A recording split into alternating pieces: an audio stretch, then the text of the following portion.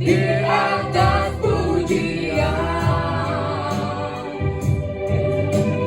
Dalam lubuk hatiku, ku sujud dan berterima kasih. Kita coba untuk bangkit berdiri. Terpujilah Tuhan Yesus, ditinggikan di atas pujian. Dalam lubuk hatiku, ku sujud dan berterima kasih. Salibmu kemenanganku,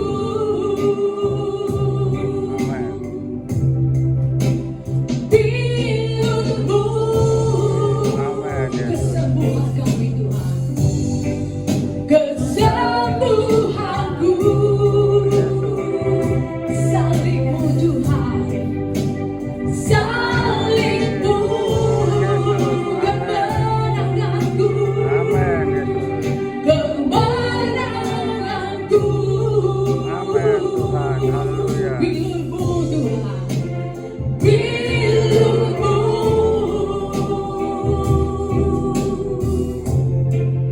kesembuhanku.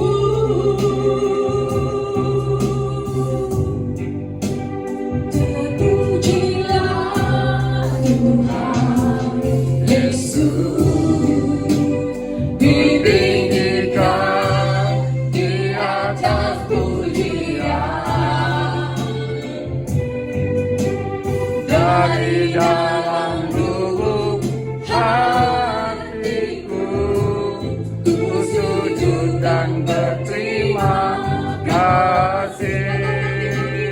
Terpujilah Tuhan Yesus, ditinggikan di atas pujian. Dari dalam lubuk hatiku, ku sujud dan berterima kasih.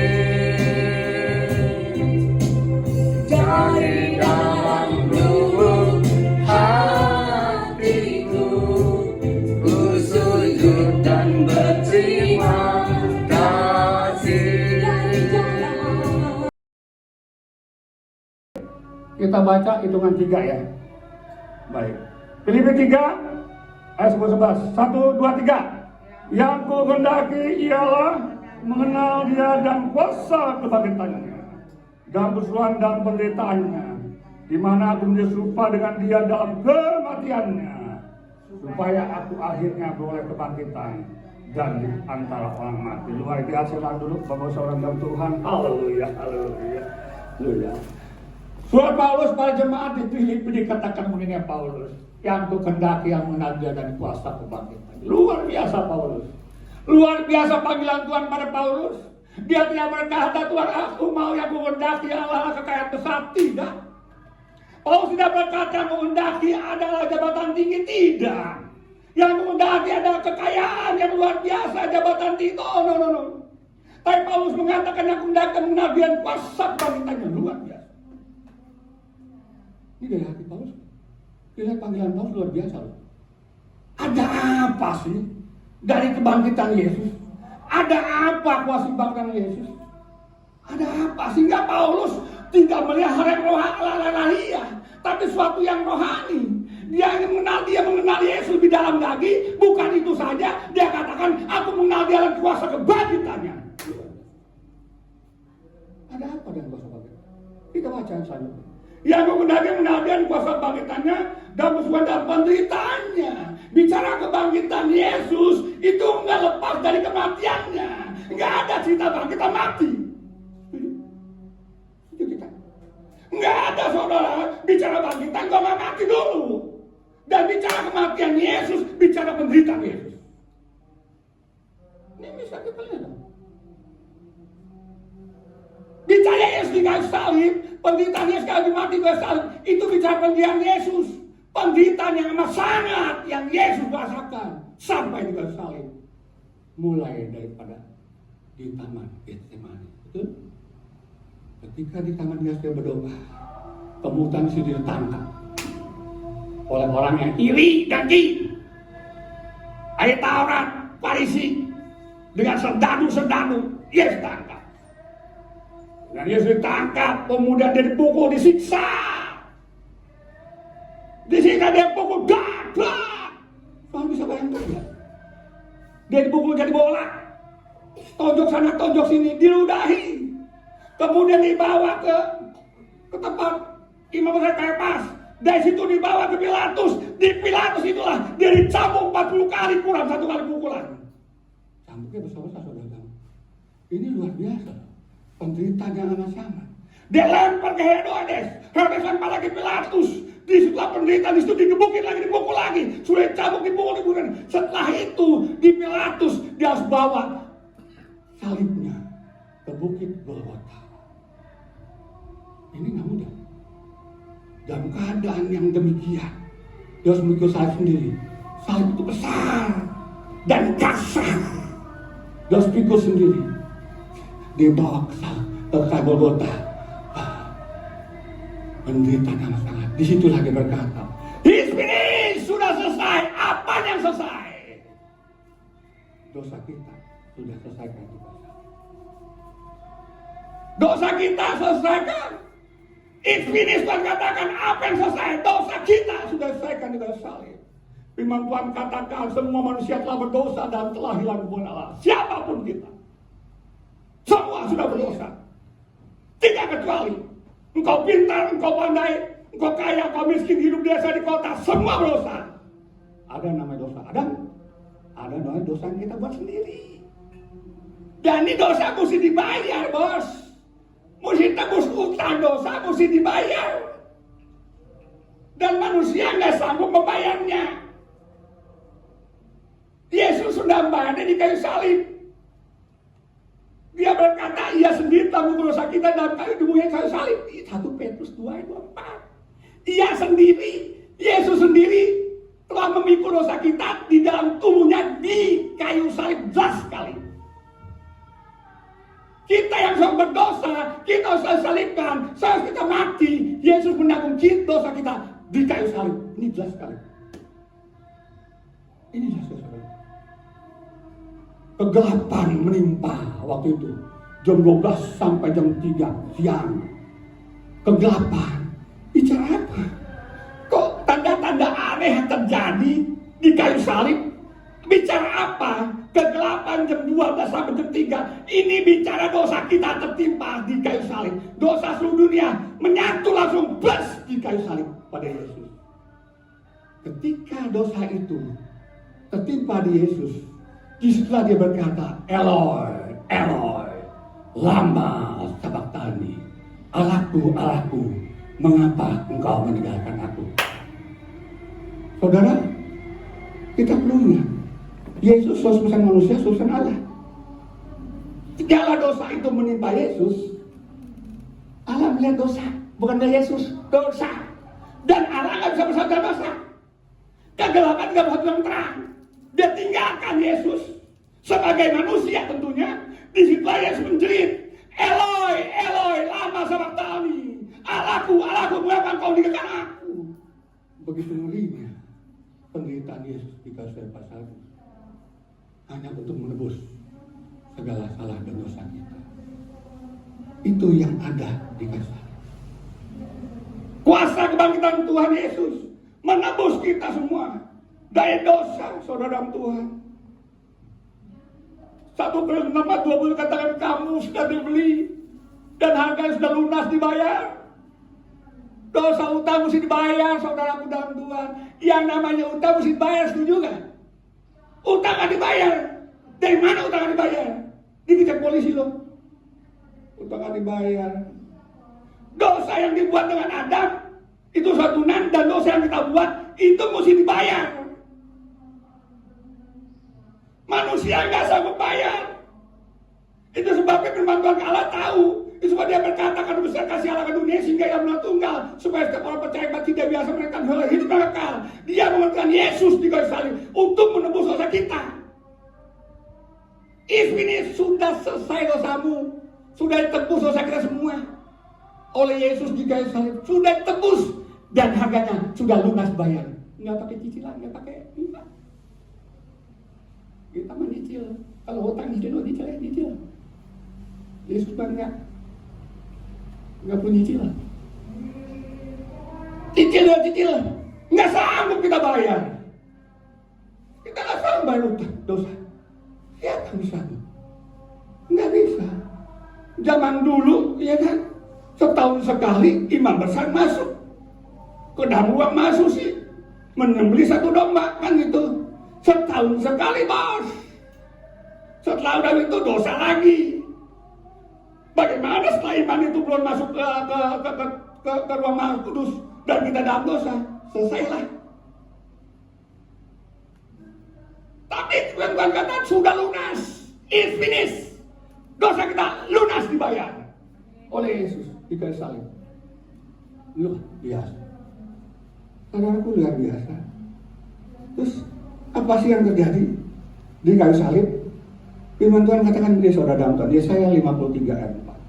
Tetapi sesungguhnya penyakit kita lah yang ditanggungnya dan sakit kita yang dipikulnya.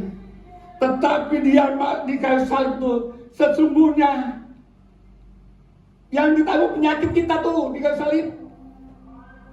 Kita bayangkan ketika dia dicambuk, aduh, pasti dikatakan aduh, nggak mungkin dicambuk diam aja. Perhatikan, Yesus 100% manusia dan Allah. 100% manusia ini dicambuk sakit. Mana nggak ada sakit saya bilang. Dicambuk jeter, aduh, itu penyakit. Ketika digamas masuk duri mahkota duri, ada mahkota duri nembus di sini. Kita kena duri sedikit aja, duri sedikit aja, aduh, sampai begitu kan. Baru duri kecil begitu, udah sampaikan begitu, udah ampun-ampunan gitu. Ini mahkota duri, tes, sakit, betul sakit. Apa yang kau rasakan, kesakitan sakitmu, apa yang kita rasakan? It's finished, Tuhan katakan di kayu salib. Sudah selesai, apa sudah? Penyakitmu sudah selesai. Sudah tanggung di kayu salib. Ketika dia dicambuk 40 kali dengan satu pukulan, robek tubuhnya, bilur-bilur dia keluar. Itu dia katakan makanya, oleh bilur-bilur kamu sembuh. 1 Petrus 2:24 bos.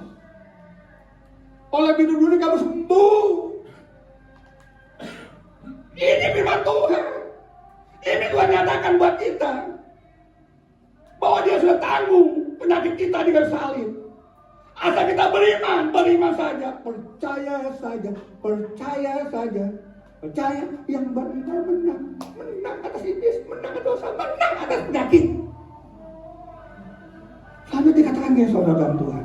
Tetapi sesungguhnya penyakit kita lah yang ditanggungnya dan sengsara kita yang dipikulnya. Sengsara kita itu gak bicara sengsara, bicara apa? Bicara masalah, bicara pergumulan. Apa masalahmu, pergumulanmu, uangkah, penyakitkah, masalah keluargakah? Tuhan sudah mikulnya di kayu salib. It's finished. Betul? It's finished. Sengsaramu, kita merasa sengsara, kita merasa sedih dengan masalah kita, masalah keuangan nanti. Susah benar keluarga apalagi nanti nih masalah nih ekonomi yang gak menentu, luar biasa. Sedih, tekanan-tekanannya bersedih. Waduh,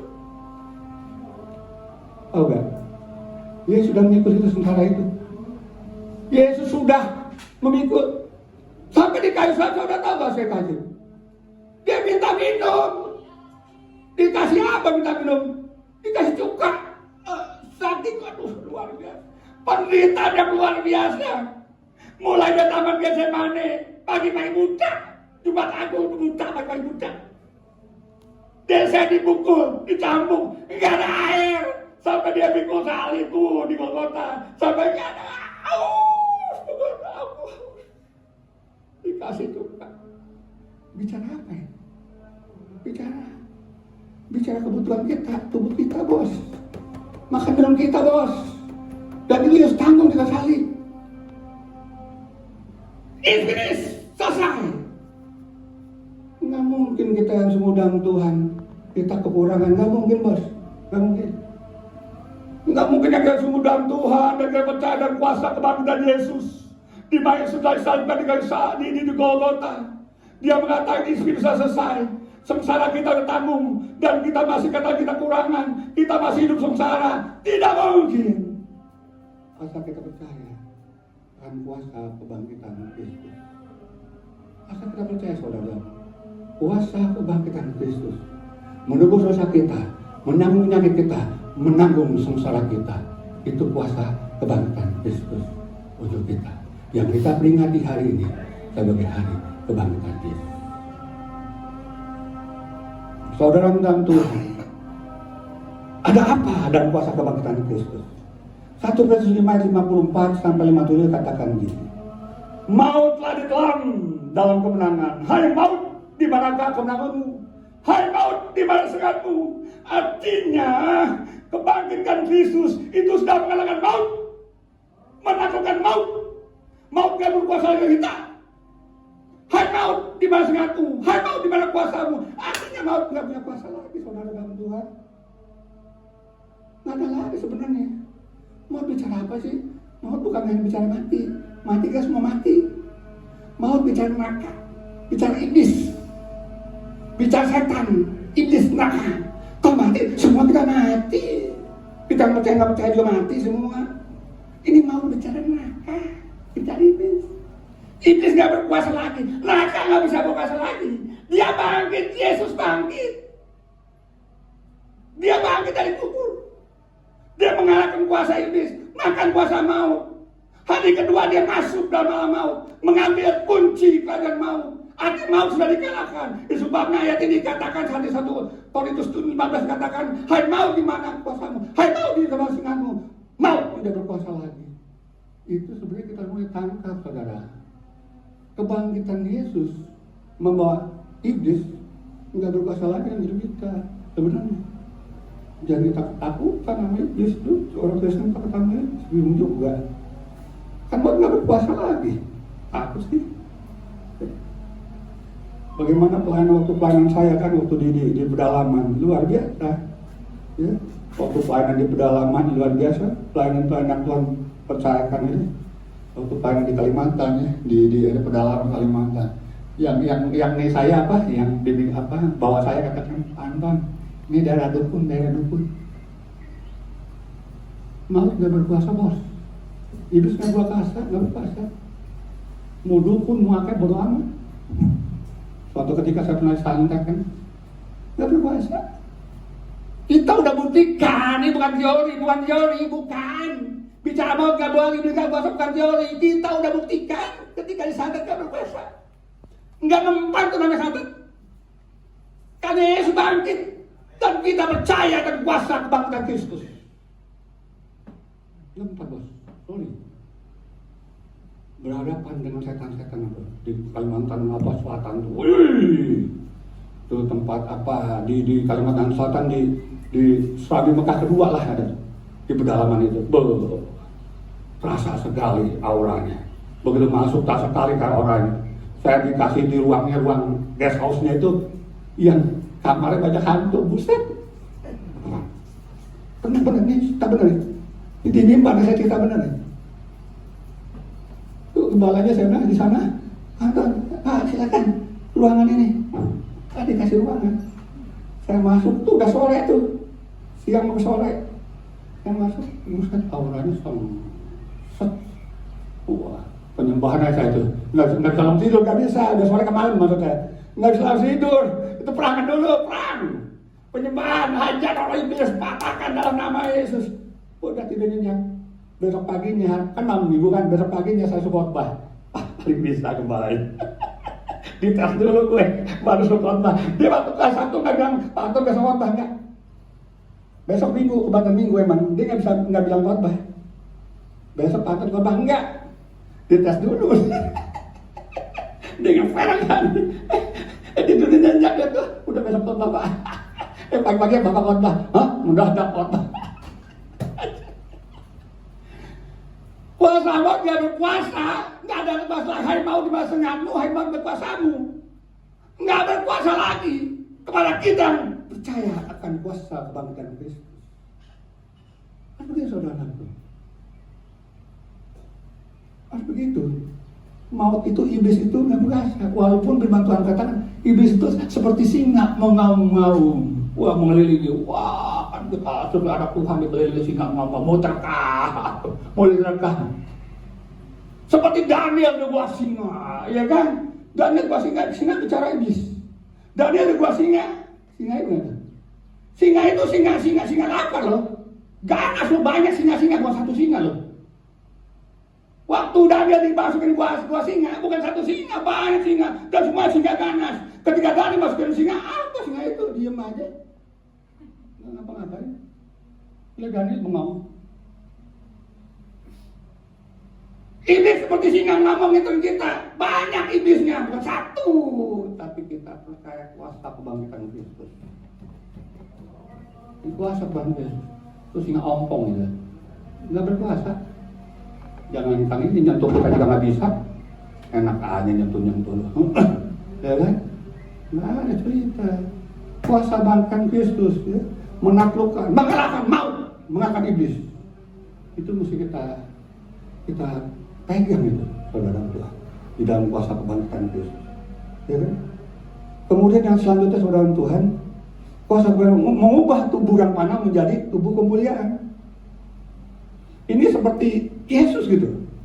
Setelah bangkit Yesus dan mati, betul Yesus selesai manusia dan Allah. Tapi ketika dia bangkit dan mati hari ketiga, dia nggak 100% manusia lagi, udah Allah. Tubuhnya tubuh kemuliaan, tembus saat sini, tembus waktu, tembus ruang. Ketika kalau murid-muridnya menguji keamanan, ketakutan pada saat itu, Yesus tiba-tiba datang tembus. Itu namanya tubuh kemuliaan. Kebangkitan Yesus mengubah tubuh kita panah ini menjadi tubuh kemuliaan seperti Yesus. Kita buka 1 Korintus 15 ayat 37, ya kan? Kita buka. Tetapi, saya bacakan untuk kita. Tetapi, ya, mungkin ada orang yang bertanya, bagaimanakah orang mati dibangkitkan? Dengan apa tubuh mereka akan datang kembali? Ya kan? Bagaimana bangkit? Tubuh apa ya? Waduh, dicerna dengan logikanya. Ayat 36 dikatakan gini, ayat 36 nih. Orang bodoh, bego lu. Firman Tuhan yang katakan, orang bodoh. Ini 36-nya 1 Korintus 15 36 kok. Hai orang bodoh, apa yang kau sendiri taburkan tidak akan tumbuh dan hidup kalau ia tidak mati dahulu. Sambil dijelaskan ayat 37, dan yang kau taburkan bukan tubuh tanaman yang akan tumbuh, tetapi biji yang tidak berkulit, umpamanya biji gandum atau biji yang lain. Tetapi Allah memberikan kepadanya suatu tubuh seperti yang dikehendakinya. Dia berikan pada tiap-tiap tubuh sendiri. Kalau kita tanam mangga, biji mangga, nggak mungkin yang keluar biji mangga, tubuh mangganya. Kalau nanam biji durian, nggak biji durian yang keluar, tapi tubuhnya yang keluar. Beda dengan yang tanam, beda yang ditumbuh. Itu yang dimaksud. Maka kalau ada yang mengatakan, mana ada kebangkitan orang mati, mana Yesus bangkit dengan tubuh apa? 36 dia katakan, lu lah bodoh, bego lu, bego. Firman Tuhan katakan gitu, bego lu. Maka firman Tuhan mengupas lagi secara logika. Ya kan? Firman Tuhan luar biasa loh kalau kita baca firman Tuhan. Bagi orang yang bertanya, bagaimana main logika lagi sini. Lu ngomong logika, dia logika. Iya kan? Kadang-kadang so pintar, so logika. Firman Tuhan mengupas dengan logika. Lu kan emang biji mangga? Emang biji mangga yang keluar? Bukan. Tubuhnya. Lu kan tuh biji durian, biji gandum di kanan-kanan. Terus biji itu keluar? Enggak. Logika kan masuk. Ya udah. Kan begitu. Bagi orang yang percaya kan gitu. Ya kan? Mana mungkin bangkit, gimana mungkin Yesus bangkit? Yesus Tuhan, dia bangkit. Ya kan? Dengan tubuh kemuliaan. Ketika Yesus bangkit, itu Yesus 100% Allah. Enggak ada Yesus manusia. Ketika dia hidup baru manusia Allah. Kalau dia bangkit enggak lagi. Dia tembus kok dengan tubuh kemuliaan. Ya. Mesti paham ini saudara-saudara Tuhan ya. Jangan dibelokkan lagi. Nah 1 Korintus 15 ayat 49 sama 1 Korintus 15 ayat 49 katakan ini. Saya bacakan. Sama seperti kita telah memakai rupa dari alamiah, demikian pula kita akan memakai rupa dari yang surgawi. Saudara-saudara, inilah yang akan hendak kukatakan kepadamu, yaitu bahwa daging dan darah tidak mendapat bagian dalam kerajaan Allah, dan apa yang binasa tidak mendapat bagian apa yang tidak binasa. Daging dan darah nggak dapat kerajaan Allah, nggak ada. Yang binasa nggak dapat yang tidak binasa. Jadi ketika kita mati, itu akan dibangkit daging dan enggak dengan tubuh yang baru. Dan daging nggak dapat tempat, nggak ada lagi. Seperti Yesus, ketika Yesus bangkit, tubuh kemuliaan itulah. Jadi kebangkitan Yesus itu mengubah tubuh kita pada ini menjadi tubuh kemuliaan, sama seperti Yesus. Bagi kita yang percaya kepada Yesus bangkit dari mati dengan tubuh kemuliaan, dan kita percaya ketika kita mati kita akan bangkit dengan tubuh kemuliaan. Bukan tubuh begini, jadi nggak khawatir ya, rasa khawatir ya, tubuh kemuliaan sempurna tubuhnya ya. Kalau sekarang kita bagaimana Pak Pendeta, bagaimana Pak Antar, bagaimana kalau gue ompong, nanti gue bangkit dengan apa? Ompong nggak? Enggak dong, masa ompong juga sih. Gue muka gue jerawat, ntar gue bangkit muka gue jerawat, enggak lagi, enggak ada jerawat lagi, enggak ada. Tubuh kemuliaan. Tuh lihat Yesus dong, tubuh kemuliaan. Tapi Pak Antar bagaimana? Gue ceking. Nanti kalau bangkit begini, gue ceking kayak gini, enggak. Normal, bagus tubuh ini. Pak Yancel, gue tua nih, bagaimana Pak Antar? Gue tua, ada hubungan? Nggak ada tuh, jadi muda Pak Yancel. Nggak ada hubungan lagi, kita nih muda Pak Yancel, hubungan kan? Nggak begini lagi, muda, tubuh kemuliaan. Nggak begini lagi, masa begini lagi? Enggak, muda, tubuh kemuliaan. Nggak ada rematik, nggak ada. Encok nggak ada lagi, sorry ya, encok nggak ada. Udah, nggak ada lagi. Orang penyakit tanggung kok tadi kan, nggak ada lagi encok, nggak ada, rematik nggak ada lagi. Tubuh kemuliaan seperti Yesus bangkit. Itu kebangkitan Yesus mengubah tubuh anak kita itu menjadi tubuh kemuliaan. Yang terakhir, kebangkitan Yesus memberikan kepastian surga, keselamatan hidup yang kekal, luar biasa. Ayat 11 kan dikatakan tadi begini nih, ayat 11 nih dikatakan, supaya aku akhirnya beroleh kebangkitan dalam nama hati. Supaya apa? Aku mengenal kasih dan kuasa Tuhan, mengenal kebangkitan Yesus dan persekutuan dengan persekutuan dan penderitanya. Supaya apa? Supaya aku beroleh kebangkitan dalam hati. Begitu kita mengenal Yesus lebih dekat lagi, mengenal kuasa kebangkitannya, bersekutu dan penderitaannya. Nah, bersekutu dan penderitaan ini kita diproses dalam masalah-masalah hidup yang kita hadapi.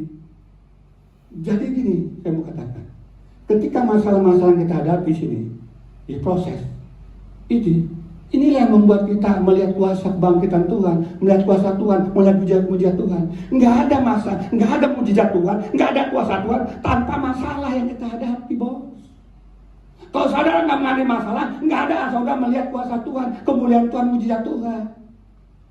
Kalau saudara mengalami masalah, pergumulan, disitulah kesempatan kita melihat mujizat, melihat kuasa kebangkitannya, melihat kuasa kebangkitan, kuasa Tuhan, mujizatnya dalam hidup kita. Itu dimaksudnya. Yang kukendaki mengenal dia dan kuasa kebangkitannya dan bersudang penderitaannya. Supaya, nah ini ayat 11 ini. Supaya aku akhirnya memperoleh kebangkitan dari orang mati. Kebangkitan Yesus membawa kita, memastikan kita surga, keselamatan hidup yang kekal. 1 Korintus 15 ayat 16 dan 20 katakan gini. Sebab jika benar orang mati tidak dibangkitkan, jika benar orang mati tidak dibangkitkan, maka Kristus juga tidak dibangkitkan. Kalau orang mati nggak dibangkitkan, Yesus nggak dibangkitkan. Tapi ayat 20 penekanannya gini, tetapi yang benar ialah adalah bahwa Kristus telah dibangkitkan, itu yang benar. Yang benar adalah Kristus telah dibangkitkan dari antara mati, sebagai yang sulung dari yang telah meninggal. Yang benar itu bahwa Yesus telah dibangkitkan orang mati. Kalau Yesus dibangkitkan mati, maka kita adalah akan dibangkitkan bersama-sama dengan Yesus, dia yang sulung, dan kita selanjutnya. Setelah 40 hari kemudian dia bangkit. Nanti 40 hari kemana? Itu hari kenaikan kan? Hari kenaikan Yesus ke surga kan? Emang dia datang surga, naik lagi ke surga. Dia punya surga. Artinya apa saudara Tuhan? Ini karena keselamatan Allah. Mulai dia lahir, mulai dia mati, kemudian bangkit, kemudian dia naik, kemudian dia jemput mempelai-mempelainya. Ini karena keselamatan. Artinya apa?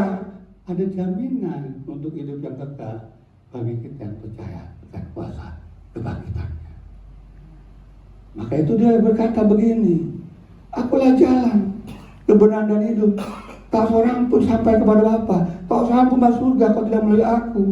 Ini jaminan saudara Tuhan. Akulah jalan kebenaran itu jaminan. Yesus yang bisa katakan ini. Enggak ada seorang pun manusia katakan, enggak ada seorang nabi yang bisa mengatakan ini. Akulah jalan kebenaran itu karena dia sudah melaluinya.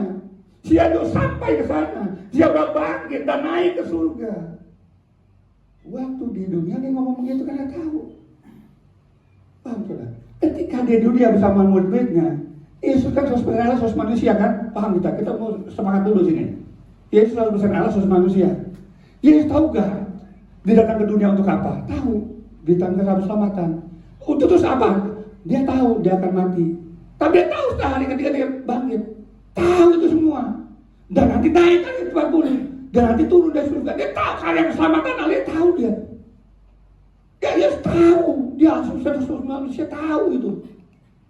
Ini sebabnya waktu itu dia katakan, akulah jalan, kebenaran dan hidup. Tak seorang masuk surga kalau tidak melalui aku. Jaminan hidup yang kekal. Di dalam kebangkitan Yesus Kristus Tuhan. Dia berani katakan itu. Karena Tuhan. Dia selamat. Dia tahu dia akan bangkit walaupun dia mati. Enggak ada manusia yang mengatakan itu. Enggak ada nabi yang mengatakan itu. Enggak ada. Lebih jauh dia katakan gini di Kisah Rasul 4:12. Dan keselamatan tidak ada dalam zaman juga selain di dalam dia. Sebab di bawah orang lain tidak ada lain yang diberikan manusia oleh yang kita selamatkan. Luar biasa. Enggak ada keselamatan satu juga. Orang-orang besar banyak duit, enggak ada. Siapapun mereka namanya terkenal, kaya semua enggak bisa. Enggak ada. Karena si mereka itu mati enggak bangkit-bangkit. Nabi katakan yang besar apa? Sebut nabi apa yang besar? Jangan sebut juga. Udah mati aja maksudnya. Enggak bangkit tuh. Enggak bangkit mereka. Tuh jamin keselamatan surga, dia aja enggak bangkit. Selamat aja surga. Bangkit aja enggak selamat. Apalagi surga. Sampai dalam kubur doang lu. Mau jabatan surga bagaimana? Yesus bangkit. Hari ketiga Yesus bangkit. Ini bisa kita imani. Dia bangkit kemudian 40 hari kemudian naik surga. Dia punya surga. Dia jamin. Akulah jalan kebenaran. Tak seorang masuk surga kau tenang.